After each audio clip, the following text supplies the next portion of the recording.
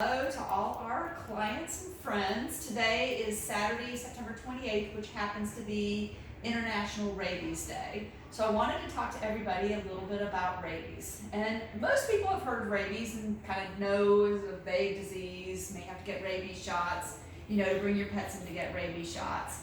What I like to say is rabies is more or less under control in the United States, but has not been eliminated as a risk factor. Worldwide, 59,000 people die from rabies in countries where animals are not being routinely vaccinated. So we do encourage everybody to keep their pets up to date on rabies vaccinations. They can be offered as a once-a-year vaccine or as a once every 3-year vaccine. We routinely give the once-a-year vaccine here just to help everybody stay on top of when their rabies vaccinations are due. Rabies is a disease that is passed by bite wounds. It is very prevalent among certain species in wildlife. The big carriers for rabies in wildlife are foxes, bats, raccoons, and skunks. Here in Georgia, bats and raccoons are probably our two biggest concerns. There are other animals that can carry rabies. Obviously, feral cats and dogs are a concern. Coyotes are a concern. And most people don't realize it, but horses and cattle, sheep and goats all can carry rabies also.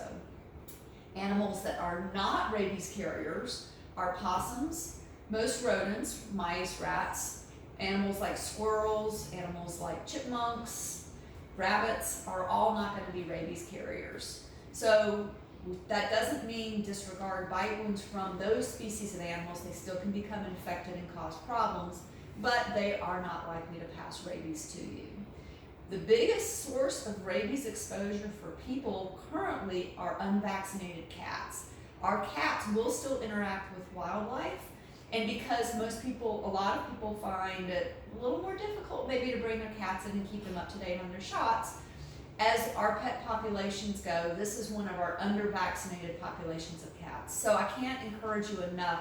Be sure to bring your cats in to see us so we can get them protected against rabies, and in turn that makes a protection barrier between you and the wildlife they may encounter. Rabies as a disease makes animals look a variety of ways. We always talk about them looking kind of lethargic, sluggish. They start to show neurologic signs, so they lose their balance, they're not interacting naturally with people.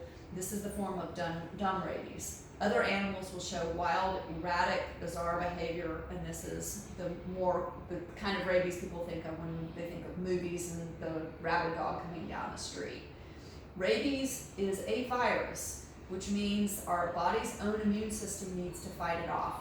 Once the rabies virus has entered into our system, so if we are bitten by an animal with rabies, it's a race with time to get our own immune system up to fight the rabies before the rabies virus reaches its critical final destination, which is the brain. Brains in animals, brains in people. It takes from the point where it is in the saliva of an animal till it is in the brain of the animal, it takes less than 10 days, which is why we see a rabies quarantine period after an animal bite has occurred. We quarantine animals even if they have been vaccinated and there's no known rabies exposure, because if we do not guarantee that rabies was not passed to a person with that bite, we only have a very limited time when we can actually intervene.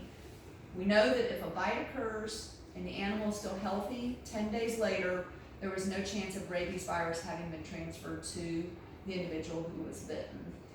From the point where a bite occurs, whether it be a bite to an animal who's unprotected or a human who's unprotected, the length of time for rabies to show up as a disease can actually take up to months. And one of the main ways we are seeing rabies in the United States is people who have been traveling out of the country, received a bite, several months later they turn up sick, they go to the hospital, the doctors don't recognize what they're dealing with, there's no known absolute bites. So at the end of the day, the best way to protect against rabies is vaccinate all of our pets, any animals we're coming in contact with.